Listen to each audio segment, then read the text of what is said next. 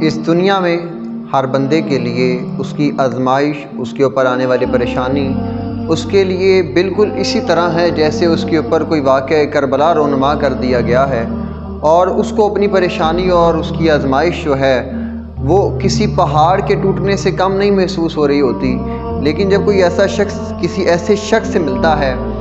جو اس سے زیادہ مشکل یا آزمائش یا پریشانی میں ہے، تو تب کہیں جا کر اس شخص کو اپنی پریشانی اور اپنی آزمائش کم محسوس ہوتی ہے، اور پھر وہ اللہ کی بارگاہ میں شکر بھی کرتا ہے۔ بالکل اسی طرح اگر ہم کسی ایسے شخص کو دیکھتے ہیں کہ جس کے پاس نعمتیں ہیں، تو ہمارے اندر اس کے لیے حسد پیدا ہو جاتا ہے، اور جب کسی ایسے شخص کو دیکھتے ہیں جو ہم سے زیادہ مشکل یا آزمائش میں ہے تو اس کو دیکھ کر ہم شکر کرتے ہیں۔ ہمیں اپنے اس مزاج کو بدلنا پڑے گا، ہمیں کسی نعمت والے شخص کو دیکھ کر اللہ کی بارگاہ میں شکر کرنا پڑے گا، اور اللہ کی بارگاہ میں دعا اور التجا کرنی پڑے گی۔ اور اگر کسی ایسے شخص کو دیکھتے ہیں جو ہم سے زیادہ آزمائش اور پریشانی میں ہے، تو اپنی صحت پر یا اپنے پاس ہونے والی نعمت کا شکر کرنا پڑے گا، اور اس کے حق میں بہتر دعا کرنی پڑے گی۔